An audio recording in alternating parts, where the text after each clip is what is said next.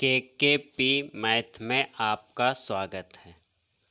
आज हम लोग पढ़ेंगे साझा पार्टनरशिप, नया चैप्टर शुरुआत कर रहे हैं। कल हम इसके पहले हम पढ़े थे पाइप और टंकी, तो 4 पार्ट में वीडियो था। उसको समाप्त करने के बाद आज हम स्टार्ट कर रहे हैं साझा। साझा का पार्ट 1 देखेंगे। पार्ट 1 में आपका कुछ नहीं, सिर्फ और सिर्फ थ्योरी है। प्रश्न एक भी मैं नहीं बताने वाला हूँ। बहुत इजी है। अगर आप थ्योरी समझ लेते हैं तो आपको ये चैप्टर पूरे लाइफ में काम आएगा और प्लस में एग्ज़ाम में तो काम आएगा ही आएगा। और बहुत छोटा और सिंपल चैप्टर है। बस 3 वीडियो 3 पार्ट में ये प्रश्न आपका समाप्त हो जाएगा। पूरा चैप्टर ही आपका समाप्त हो जाएगा। तो चलिए स्टार्ट करते हैं। सबसे पहले आप जब साझा पढ़िएगा तो साझा का मतलब होता है पार्टनरशिप। पार्टनर मतलब 2 लोग, 3 लोग, 10 लोग, 50 लोग मिल कर के कोई बिजनेस करना, कोई धंधा करना, उसमें अपना योगदान देना ही पार्टनर कहलाता है, साझा कहलाता है। तो सबसे पहले इसमें पहला पॉइंट आएगा पूंजी। पूंजी को कैपिटल कहते हैं इंग्लिश में। तो पूंजी क्या है? पूंजी मतलब कहते हैं पूंजी लगाना है व्यापार में। मेरा इतना पूंजी फंसा हुआ है, इस कार्य में इतना पूंजी फंसा हुआ है, इतना पूंजी लगाया हुआ है। तो कहने का मतलब यह पूंजी व्यापार में लगाया गया धन। अगर कोई व्यापार कर रहे हैं, कोई बिजनेस कर रहे हैं, तो उसमें जो आप धन लगाते हैं, मूलधन जो आप लगाते हैं, उसी को क्या कहते हैं? पूंजी कहते हैं।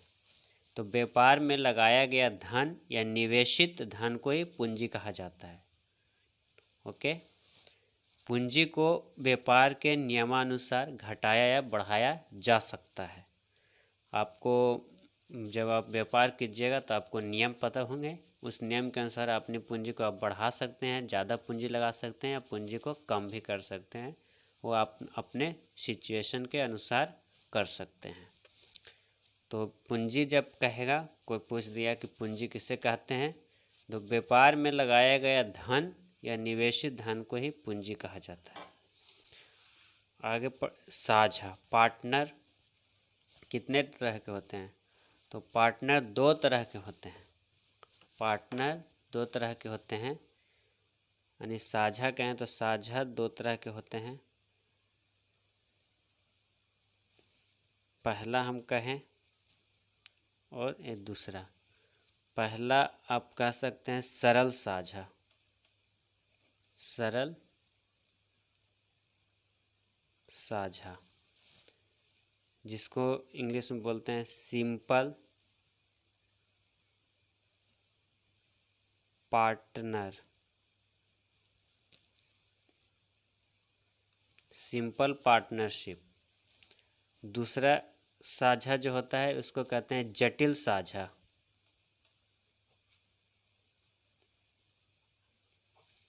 इंग्लिश में कहें तो कॉम्प्लेक्स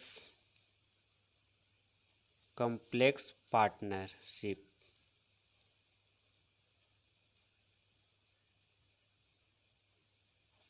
कॉम्प्लेक्स पार्टनरशिप। तो साझा 2 तरह के हो गए। पहला जटिल साझा और दूसरा, पहला सरल साझा और दूसरा जटिल साझा। सिंपल पार्टनरशिप और कॉम्प्लेक्स पार्टनरशिप। तो अब देखते हैं सरल साझा किसको कहते हैं। सरल साझा 2 या 2 से अधिक साझेदार किसी व्यापार में अपनी पूंजी समान समय के लिए लगाए तो इस व्यापार को सरल साझा कहते हैं। अगर कोई बिजनेस कर रहे हैं, कोई व्यापार कर रहे हैं, या 2 से अधिक कितना ही व्यक्ति होगा और उस व्यापार में एक निश्चित समय के लिए, समय हम लोग क्या उसमें क्या रहेगा, निश्चित कर देंगे कि निश्चित समय के लिए अपना जो पूंजी लगाएगा, धन लगाएगा, उसी को सरल साझा कहते हैं। जब 2 या 2 से अधिक साझेदार किसी व्यापार में अपनी पूंजी समान माने एक निश्चित समय के लिए लगाएं तो इस व्यापार को सरल साझा कहा जाता है। आपका थ्योरी है और कुछ नहीं इस पार्ट 1 में। अगला, सरल साझा में लाभ को पूंजी के अनुपात में बांटा जाता है। अगर से कोई सरल साझा दो या दो से भी अधिक व्यक्ति मिल कर के कोई बिजनेस करते हैं, अपना बिजनेस करते हैं, व्यापार करते हैं, तो उसमें क्या करेंगे, जो लाभ होगा पूंजी के अनुपात में बांटा जाता है। जो जितना पूंजी लगाएगा उसको उतना लाभ मिलेगा, अर्थात कम पूंजी रहेगा तो कम लाभ होगा, और यदि अधिक ज़्यादा पूंजी लगाइएगा तो ज़्यादा लाभ होगा। ये नियम कहता है, व्यापार का नियम है कि जो ज़्यादा पूंजी लगाए उसको ज़्यादा लाभ मिलेगा, और जो कम पूंजी लगाएंगे उनको कम लाभ मिलेगा।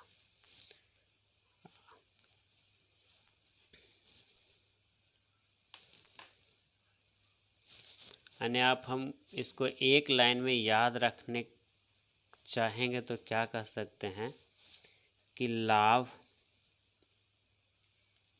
का जो अनुपात होगा सरल साझा में, लाभ का जो अनुपात होगा, लाभ का जो अनुपात होगा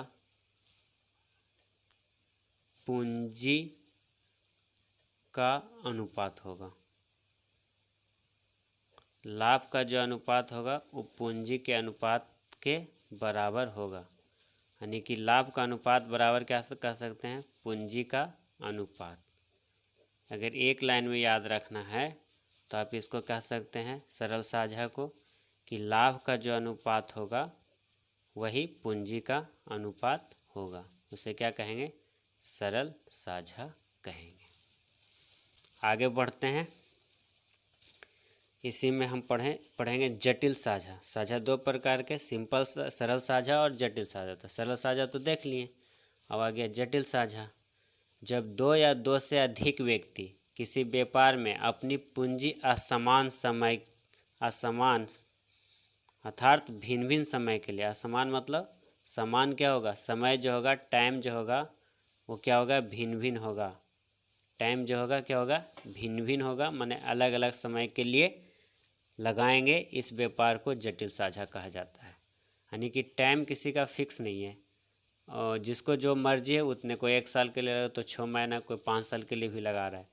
जिसकी जो मर्जी है उतने समय के लिए व्यापार में जो पूंजी लगा रहा है उसको जटिल साझा कहा जाता है, जटिल साझा कहा जाता है। जटिल साझा को अगर हम एक लाइन में याद रखना चाहें तो आप कह सकते हैं लाभ जो होगा वो पूंजी जो आप लगाइएगा, पूंजी जो मूलधन आप लगाइएगा और समय के बराबर होगा। यानी जो लाभ आपको मिलेगा पूंजी और समय के अनुसार ही मिलेगा। यानी आप जितनी पूंजी लगाएं और जितने समय के लिए लगाए हैं उस अनुसार, उस हिसाब से आपको क्या मिलेगा, लाभ मिलेगा। यानी लाभ बराबर कहेंगे तो पूंजी अगुना समय, पूंजी अगुना समय, पूंजी अवगुना समय। जब जटिल साझा करते हैं, जटिल साझा में अपना योगदान देते हैं, तो आपका जो लाभ मिलेगा वो पूंजी और समय के हिसाब से मिलेगा। ठीक है, आगे बढ़ें। अब इसमें थोड़ा सा, जटिल साझा में लाभ लगाए गए पूंजी एवं समय दोनों पर निर्भर करता है। बिल्कुल मैं ये बात बता दिया, जटिल साझा में लाभ को पूंजी गुना समय के अनुपात में बांटा जाता है, कोई प्रॉब्लम नहीं। आगे बढ़ें।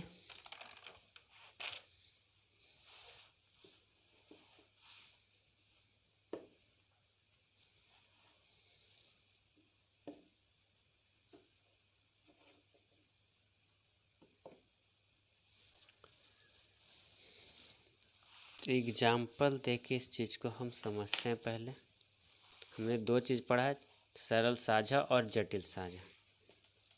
सरल साझा और जटिल साझा, ध्यान दीजिए। सरल साझा, सरल साझा, मान ले कोई दो व्यक्ति है, एक व्यक्ति का नाम है राम और दूसरा के नाम है श्याम। राम और श्याम ये दोनों पूंजी लगाते हैं, अपना धन लगाते हैं। राम मान लीजिए 15,000 रुपया लगाता है और श्याम लगाता है 10,000। श्याम लगाता है 10,000। तो इनका जो समय होगा एक फिक्स होगा, समय जो होगा फिक्स होगा। ए दोनों ए भी लगाएंगे 2 वर्ष के लिए ही, तो ए भी लगाएंगे 2 वर्ष के लिए, यानी सरल साझा में टाइम क्या होगा, फिक्स होगा। यानी कि आप एक तरह से कहें, अब मान लीजिए ये तो समय लगा दिए, पूंजी भी अपना 15,000 लगा दिए, और राम अपना पूंजी 15,000 लगाया, श्याम अपना पूंजी 10,000 लगाए। समय दोनों का फिक्स है 2-2 वर्ष, क्योंकि टाइम दोनों का इसमें फिक्स ही रहेगा सरल साझा में। सरल साझा में समय क्या होगा, फिक्स होगा। जितना दिन के लिए एक व्यक्ति लगा रहा है उतने दिन के लिए सारे व्यक्ति लगाएंगे, समय इसमें चेंज बिल्कुल नहीं होंगे। तो अगर राम लगाया है 2 साल के लिए, अगर इसको हम लाभ बांटें, अगर मान लें व्यापार में लगा दिया पूंजी और लाभ किस हिसाब से मिलेगा, तो आपके पूंजी के अनुसार ही से मिलेगा। यानी कि 15,000 जो आप पूंजी लगाए थे वही अनुपात में आपको लाभ भी मिलेगा। तो अगर लाभ मिलेगा तो ये 3 0 से 3 0 कट गया, 5 से काटेंगे, 5 तिया 15 और 5 दूनी 10। जो आपको लाभ मिलेगा 3:2 के अनुपात में लाभ मिलेगा। 3:2 के अनुपात में क्या होगा, लाभ मिलेगा। यानी आप यहाँ पर नोट करके लिखिए, मैं लिख दूँ।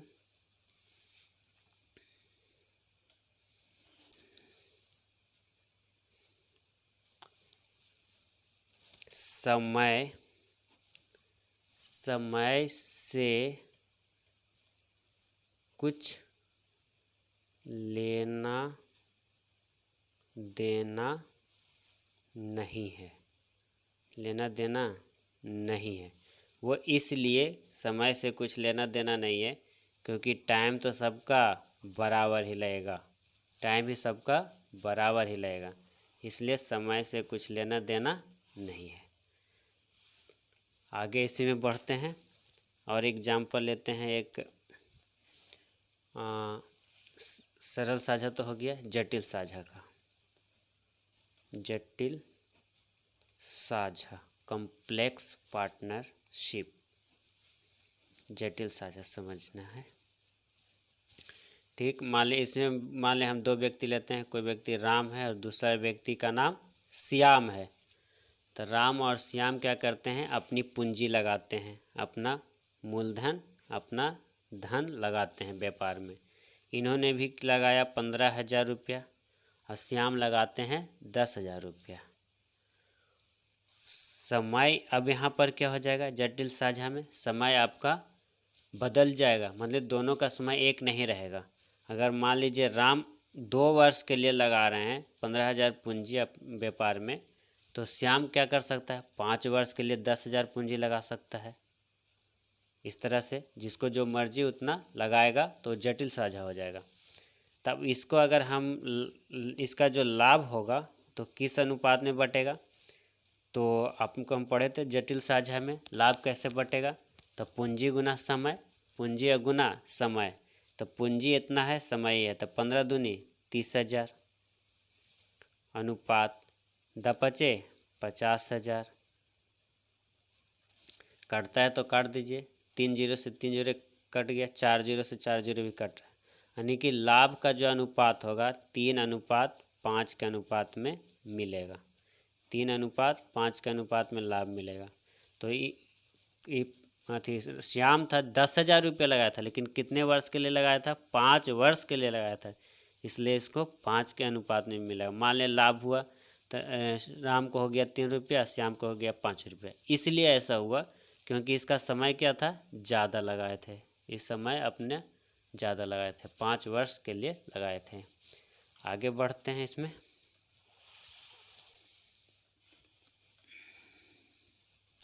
साझेदार, अभी आपने पढ़ लिया साझेदार, साझा पढ़ लिया, सरल साझा और जटिल साझा। और जो साझा और जो होते हैं, साझेदार जो होते हैं, पार्टनर जो होते हैं, तो पार्टनर कितने प्रकार के होते हैं, पार्टनर 2 प्रकार के होते हैं। पार्टनर 2 प्रकार, साझा करने वाले, पार्टनरशिप करने वाले को पार्टनर बोलते हैं।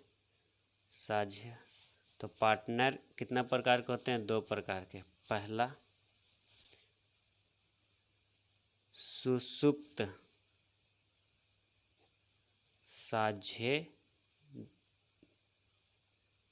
साझेदार, और जो दूसरा पार्टनर होता है उसको कहते हैं जागृत साझेदार। जागृत साझेदार, जागृत साझेदार। सुषुप्त को इंग्लिश में बोलते हैं स्लीपिंग पार्टनर,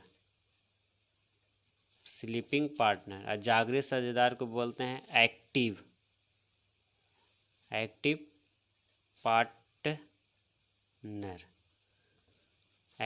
पार्टनर। सुषुप्त साझेदार और जागृत साझेदार, स्लीपिंग पार्टनर, जागृत पार्टनर। अब सुषुप्त साझेदार, स्लीपिंग पार्टनर वैसा साझेदार जो व्यापार में केवल पूंजी लगाता है एवं व्यापार का कोई देखभाल नहीं करता, तो उसे सुषुप्त साझेदार कहा जाता है। वैसा साझेदार जो सिर्फ पूंजी लगा दिया, उसके बाद उसे सिर्फ लाभ से ही मतलब है, काम कैसे हो रहा है, क्या हो रहा है, उसे कोई लेना देना ना हो, तो उसे सुषुप्त साझेदार कहते हैं। वैसा साझेदार जो व्यापार में केवल पूंजी लगाता है एवं व्यापार का कोई देखभाल नहीं करता, उसे सुषुप्त साझेदार कहते हैं। जागृत साझेदार क्या करेगा? वो अपना व्यापार में पूंजी भी लगाएगा और उसका देखभाल करेगा, तो उसे जागृत साझेदार कहते हैं। वैसा साझेदार जो व्यापार में पूंजी भी लगाता है एवं व्यापार को देखभाल भी करता है, उसे जागृत साझेदार कहा जाता है। ठीक, जागृत साझेदार को व्यापार के नियमानुसार कुछ अतिरिक्त लाभ मिलता है, यानी कि जो पूंजी लगाया है उसका तो लाभ उसको मिलेगा ही मिलेगा, प्लस उसमें वो जागृत है, काम कर रहा है, समय दे रहा है अपना, तो उसको क्या करेगा, उसको अतिरिक्त कुछ धन लाभ के रूप में मिलते हैं, तो उसे जागृत साझेदार कहा जाता है। आगे बढ़ते हैं, एक दो पॉइंट और है।